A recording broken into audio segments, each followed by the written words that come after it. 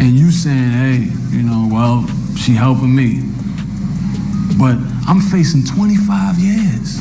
And you looking at probation. Yeah, those are the things that you understand are unacceptable.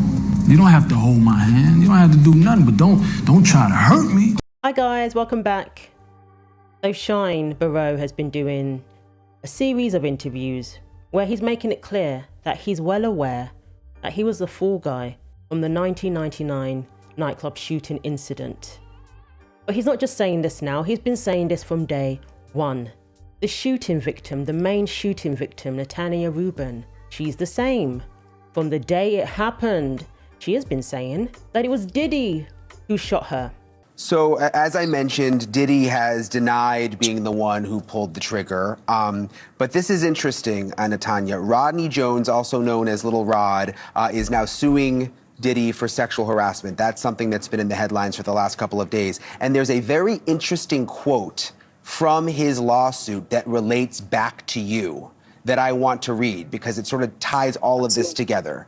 And it says, Jones claims in the lawsuit, Mr. Combs shared that he was responsible for the shooting in the nightclub in New York City with rapper Shyne. He shared that artist and Mr. Combs' girlfriend at the time, Jennifer Lopez, aka J-Lo, carried the gun into the club for him and passed him the gun after he got into an altercation with another individual. So now you have Little Rod in this new lawsuit saying that Diddy told him that he actually was responsible. I mean, what did you think when you read that?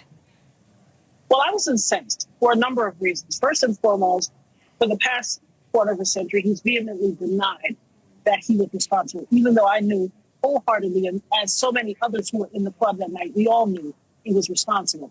A lot of people were afraid for their safety, justifiably so. I mean, the history that has occurred in the last 25 years proves that they were justified in being afraid. But I wasn't afraid. I wasn't afraid because I still bear I have 9 bullet fragments remaining in my face. So when I saw that count 128, that's actually count 128 of the lawsuit.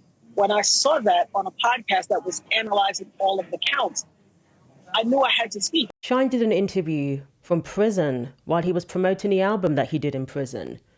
And he said that Diddy sabotaged his case. Diddy didn't just defend himself.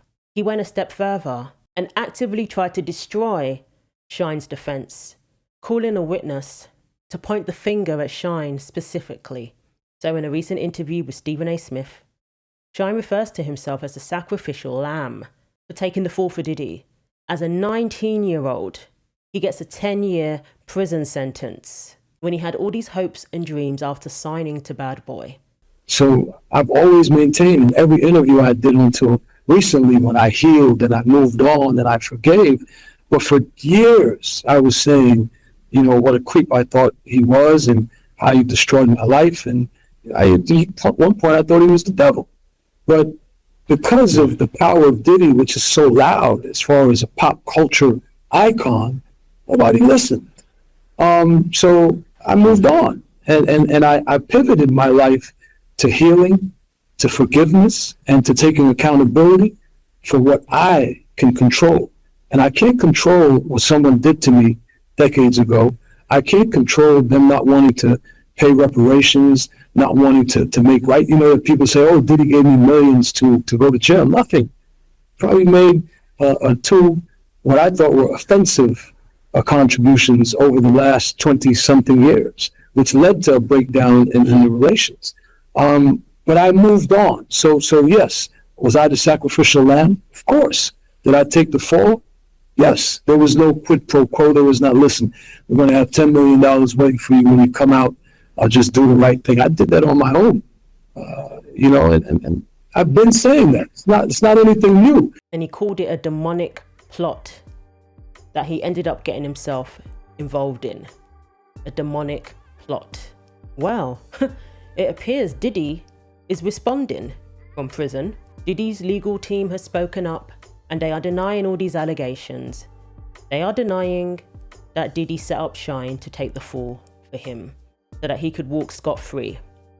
Diddy was acquitted and stood by and watched a 19-year-old Shyne go to prison for 10 years.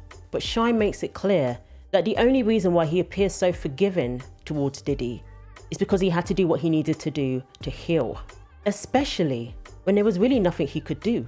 If this person is really an informant to the feds, for example, they're not going to do anything. Just like they didn't do anything when Natania was shouting from the rooftops that he was the one who pulled the trigger. He was the one who was shooting up the club. He was the one who shot her in the face. But as far as Meek Mills, Puff Daddy, whoever, none of these niggas, all you fake hard niggas, you. Hold on. Okay. All you fake hard niggas, you. You know what I'm saying? I don't give a because you can't shoot nobody anyway. And the reason why you got to talk is because you did a deal, you fucking fed. You know what I'm saying? That's why you got to come at me, because part of the deal for you to be able to do all that and get out of jail is that you promise that you're going to go pull my co-car. So y'all niggas shut the fuck up about me. Now let me say it calm. You niggas shut the fuck up about Michael. For decades, she has been saying the same thing. For decades, Shyne has been saying the same thing. But he forgave Diddy so that he could get on with his life. Not only did he get a 10-year prison sentence, he got deported. As soon as he came out of prison, he was sent back to his native country of Belize. But rather than being bitter and festering while being powerless to actually do anything, he decided to give back to his community. He decided to channel that energy into doing good, being a role model to his children and to children within his community.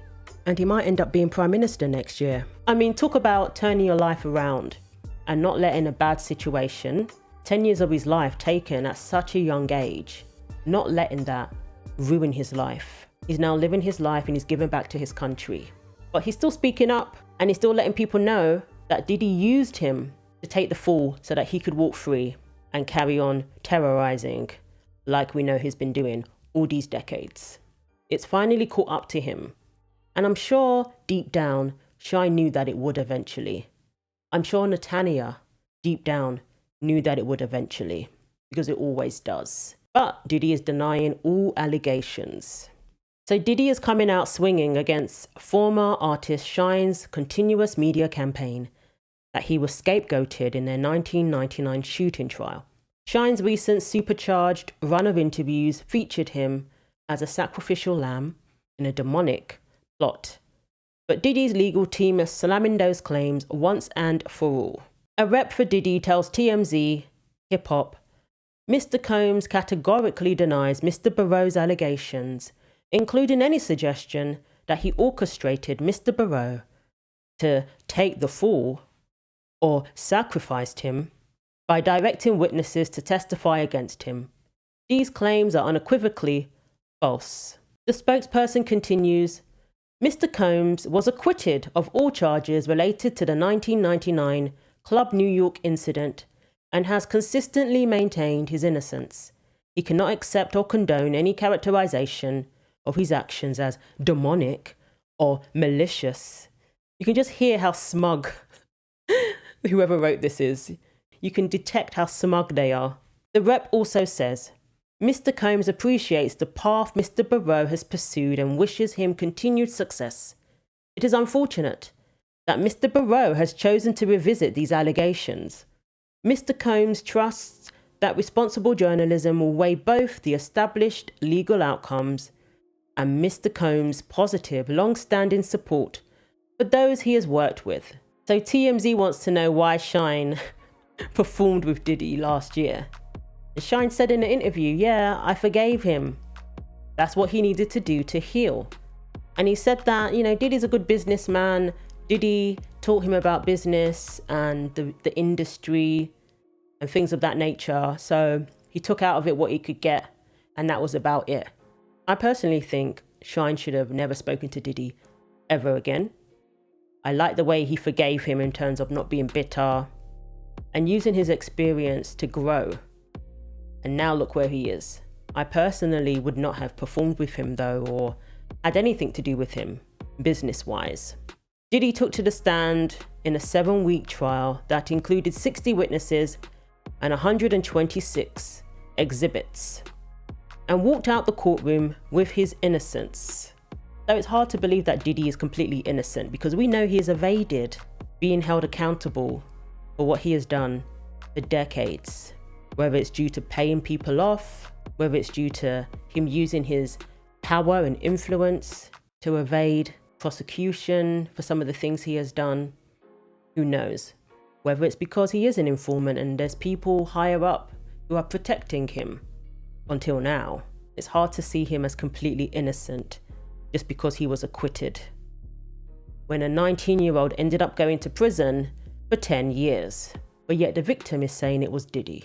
The Cassie tape is an example of the things he has been able to get away with for the longest time. So no, yes, he was acquitted, but that doesn't mean that people are going to see him as innocent, especially people who have seen the Cassie tape, especially as people have heard what was revealed in the Cassie trial, the court documents, and how horrific her ordeal was. Unimaginable. So yeah, could he set up the kid to take the fall for him, a naive kid? Of course.